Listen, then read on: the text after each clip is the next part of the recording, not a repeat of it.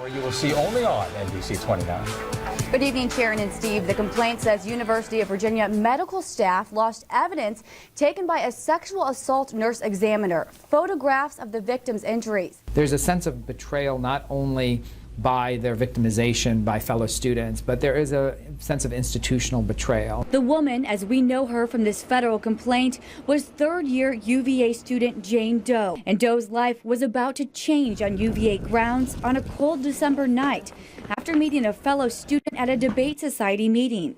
And it was a fairly calculated and brutal attack on this woman. He offered me a beer, Doe writes in an authenticated online post.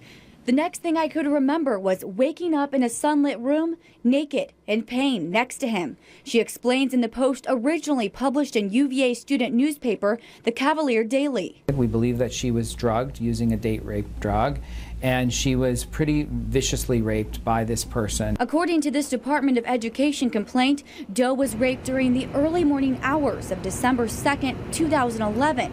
in the suspect's apartment. On December 5th, she reported the rape to Nicole Aramo, the university's chair of the Sexual Misconduct Board.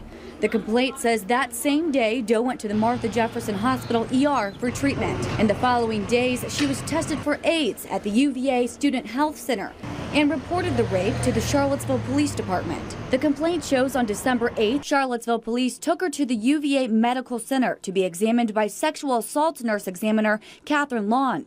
I mean, it's a fairly graphic process of making these images with dye and with special cameras and, you know, an intrusive examination. Marsh says when the time came around for Doe's sexual misconduct hearing, the photographs were nowhere in sight. A long process of trying to figure out where are the images, who has them, where did they come from, were they made, who was responsible, where were they kept. Getting angry.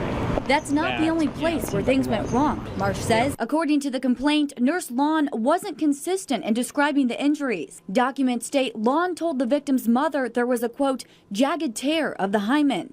But later she told Nicole Aramo there was, quote, no injuries.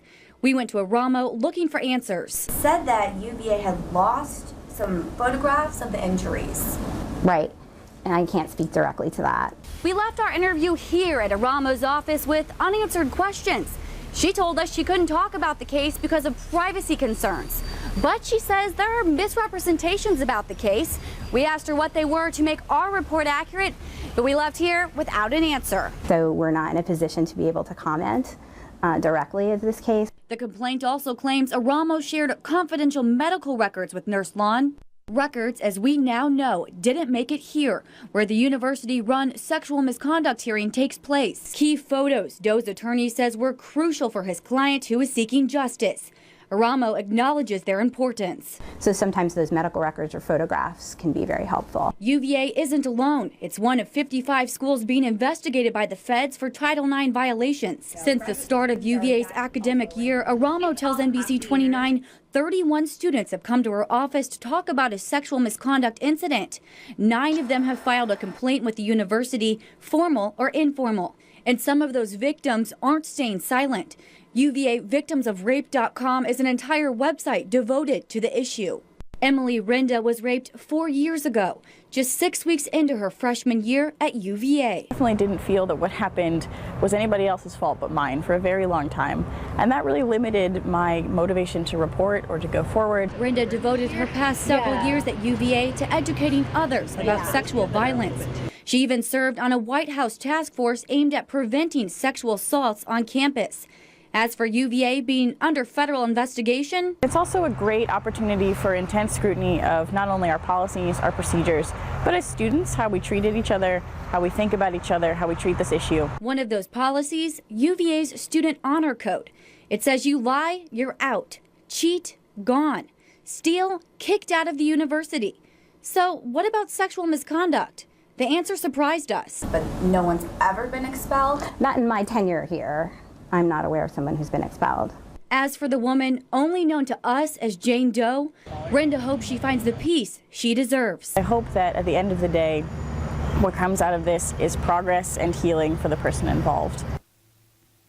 Although UVA staff wouldn't talk about the complaint during our interview with them, they did later send us a statement. It reads in part, the university has been working with the U.S. Department of Education Office of Civil Rights since summer of 2011 on its review of our policies and practices in the area of Title IX and sexual misconduct.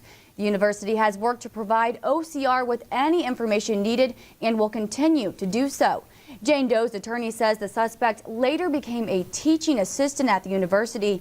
Now, while NBC 29 cannot confirm or deny the accuracy of that statement, a spokesperson with UVA says if a student goes through a hearing process and is found not responsible, then that case is closed. And for anybody that does want to take a closer look into these documents, we've linked them on our website. That's NBC29.com. All right. All right, Molly Balkenbush, appreciate it. Good work tonight. Thank you. Thanks, Molly.